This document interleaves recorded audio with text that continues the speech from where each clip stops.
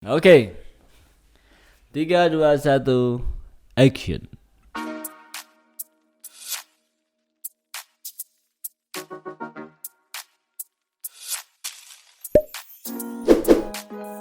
Hai, ketemu lagi di video Urban Digital. Kali ini saya berkesempatan mencoba sebuah laptop yang digadang-gadang sebagai laptop untuk content creator sultan. Laptop ini adalah Asus ZenBook Pro Duo UX 581. Kalau kamu mengikuti perkembangan laptop, mungkin kamu sudah tahu kalau laptop Asus ZenBook Pro Duo ini hadir dengan berbagai macam keunikan. Misalnya, touchpad yang ada di pinggir sebelah kanan dan layar kedua di bagian atas keyboard. Yuk, langsung kita mulai. Dalam posisi tertutup, tampilan laptop ini cukup minimalis, hanya ada logo Asus di permukaannya. Penampilannya memang cenderung lebih ke elegan, bukan funky dan heboh ala ROG Zephyrus G14 yang pernah kita review. Kejutan baru akan muncul ketika kita membuka layar laptop. Akan terlihat tata letak unik seri ini. Ada layar kedua di bagian atas keyboard dan touchpad. Jadi keyboardnya terletak mepet di bagian bawah dengan touchpad di bagian sudut kanan. Secara keseluruhan, bodi laptop terasa solid. Tutup layar laptop bisa dibuka dengan satu tangan. Mungkin yang pernah pakai MacBook pasti tahu rasanya menyenangkan bagaimana membuka layar dengan satu tangan. Dan ketika layar dibuka, bodi bagian belakang akan terangkat sehingga memberikan celah untuk aliran udara. Rancangan seperti ini memang menjadi kekhasan laptop Asus dalam beberapa tahun terakhir. Bodi terangkat itu untuk aliran udara agar tidak cepat panas. Kalau saya disuruh rewel untuk menyebut kekurangan dari konstruksi bodi laptop ini, menurut saya ada pada saat kita menutup layar. Tidak semantap ketika menutup layar dari MacBook. Laptop ini punya berat sekitar 2,5 kg, agak lebih berat lah dari laptop biasanya. Ya, meskipun tidak terlalu berat, bobotnya cukup berasa lah ketika dimasukin ke dalam tas. Di sisi lain, charger laptop ini juga lumayan besar, agak sedikit memberi beban tambahan untuk mobilitas. Kita beralih ke bagian layar. Layar utama Asus ZenBook Pro Duo ini adalah layar OLED 15,6 inci dengan tampilan glossy. Resolusinya sudah 4K 3840x2160 dan memiliki kecerahan sampai 400 nits dengan akurasi warna DCI P3 100% dan sudah mendapat validasi dari Pantone. Jadi layar laptop ini sudah punya standar industri desain.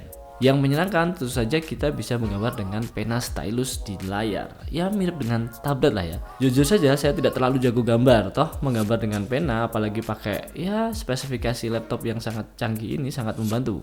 Goresan di layar pun responsif kalau kamu sudah terbiasa. Perlu saya sebut kalau laptop ini bukan jenis convertible, jadi kamu tidak bisa menggambar dalam mode tenda. Kayak gini ya. Layar kedua laptop ini disebut dengan ScreenPad Plus. Layar ini punya resolusi yang gak kalah tajam, yaitu 3840x1100. ScreenPad Plus juga merupakan layar sentuh yang mendukung pena stylus. Nah, asiknya menggunakan ini adalah bisa digunakan untuk multitasking atau sebagai tempat peralatan ketika kamu bekerja, entah desain, edit foto, video, dan lain-lain. Jadi, kamu bisa meletakkan beberapa aplikasi lain atau tools yang ada di aplikasi tertentu di ScreenPad Plus. Asus juga menyediakan beberapa fitur khusus untuk ScreenPad Plus, misalnya membuat tombol shortcut, termasuk combo yang bisa kamu gunakan atau menulis sebagai tulisan tangan ya, bidang tangan gitu.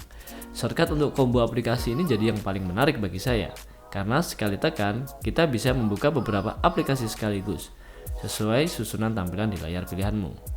Nah, mantap sekali. Menurut saya, laptop ini membawa multitasking to the next level.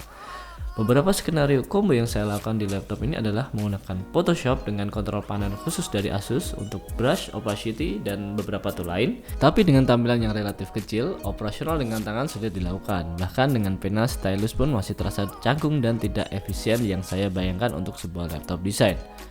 Sejauh yang saya coba, dari sisi UI UX, aplikasi edit video ini lebih bersahabat dengan laptop ini.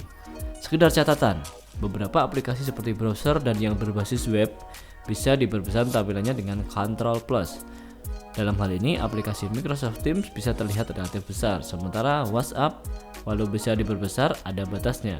Saya juga mencoba mengutak-atik ukuran tampilan dari setelan Windows, tepatnya scale and layout di display setting. Sayangnya, kalau layar utama bisa kita atur scaling sampai 300%, layar sekunder hanya mentok di 175%. Sejauh yang saya coba, memakai custom scale bisa membuat ScreenPad Plus punya tampilan besar tapi bisa berpengaruh pada keseluruhan tata letak jendela aplikasi. Sekarang ke keyboard dan touchpad. Dengan kehadiran ScreenPad Plus, keyboard laptop ini jadi berbeda dengan laptop biasa. Posisinya mepet ke bawah dan sedikit lebih sempit. Tangan yang biasanya bersandar pada bidang samping harus bersandar di meja. Saya tidak punya masalah dengan hal ini, hanya butuh kebiasaan aja. Tapi ya mungkin buat orang-orang tertentu juga ini akan jadi sedikit masalah. Touch keyboard sendiri nyaman untuk mengetik. Selain itu ada pula lampu di bawah touch sehingga kamu tetap bisa mengetik di tempat yang gelap, misalkan di dalam pesawat. Posisi touchpad di laptop ini pun unik. Alih-alih ada di tengah, touchpad berada di sisi pojok kanan. Menariknya, posisi ini sebenarnya merupakan posisi natural, sama seperti saat kita memakai mouse. Tiba-tiba semua gestur touchpad Windows jadi masuk akal. Jadi begini, salah satu fitur favorit saya di MacBook adalah memakai 3 jari atau ya 3 jari untuk menggeser objek. Di Windows operasional memakai klik kiri lalu menggeser sangat sesuai dengan mouse, tapi di laptop dengan touchpad yang ada di tengah, apalagi yang ada di posisi agak kiri, bagi saya sangat mengganggu. Jadi harus kayak orang berakrobat gitu ya. Selain fitur spesial di atas, laptop ini juga memiliki berbagai kelengkapan lain yang cukup menawan. Yang pertama adalah webcam yang tertanam di atas layar, yang memiliki kualitas 720p dengan sensor inframerah untuk autentikasi biometrik Windows Hello. Audio yang bersertifikasi Harman Kardon yang memberikan suara mantep lah ya. Jadi suaranya bagus lah, Harman Kardon, no debat. Selain colokan untuk daya, Asus ZenBook Pro Duo UX581 ini dilengkapi dengan 2 colokan USB 3.1 tipe A, 1 colokan Thunderbolt 3 yaitu USB Type-C, dan 1 colokan HDMI 2.0 dan 1 colokan audio 3.5. Mungkin kamu mempertanyakan memory card reader, nggak ada di sini. Tapi kelihatannya cara memindah data lewat kartu seperti ini semakin sedikit dipakai. Lebih sering langsung colokin dari perangkat atau via wireless. Kemudian kalau ngomongin salah satu kekurangan ya, yang kurang dari sini adalah sensor sidik jari. Ya memang ada sih ya biometrik menggunakan pengenalan wajah melalui Windows Hello, tapi sejauh ini saya lebih nyaman dengan sensor sidik jari karena ya lebih simpel aja ya, lebih tinggal taruh jari langsung bisa login. Nah menurut saya daripada menambah kalkulator di touchpad, kelihatannya lebih berguna kalau ada sensor sidik jari. Ya kalau Asus seperti di VivoBook Flip. Toh kalkulator juga ada di ScreenPad Plus. Nah sekarang kita ke performa laptop ini. Spesifikasi internal Asus ZenBook Pro Duo UX581 ini memang sangat tinggi, walau bukan yang paling tinggi. Ada prosesor Intel Core i9 9980HK, kartu grafis Nvidia GeForce RTX 2066GB, kemudian RAM 32GB DDR4 dan penyimpanan 1TB SSD PCIe. Nah, memakai Geekbench 5, laptop ini mendapat skor yang relatif biasa dibandingkan dengan komputer lain yang memiliki CPU setara. Skor Geekbench yang saya dapatkan adalah 792 untuk single core dan 5561 untuk multi core. Tapi ya kemampuannya sudah cukup powerful ketika ada di lapangan. Sayangnya daya tahan baterai ini menjadi sesuatu yang kurang ideal di laptop ini. Rata-rata baik saya bekerja dengan banyak aplikasi maupun hanya mengunduh game atau menonton film, baterai ini bertahan hanya sekitar 2,5 sampai 4 jam. Kondisi baterai ini mungkin bisa dipahami mengingat laptop ini memiliki 2 layar yang berkemampuan tinggi. Memang, kalau ScreenPad Plus dimatikan, durasi pemakaian bisa sedikit lebih panjang. Penggunaan tanpa ScreenPad Plus bisa sekitar 5 jam. Tapi ya percuma dong pakai laptop ini kalau tanpa layar kedua. Pengisian baterai sendiri bisa berjalan antara 1 sampai 1,5 jam sampai baterai penuh. Kesimpulannya adalah, buat saya, hal paling menarik dari laptop ini adalah layar kedua atau ScreenPad.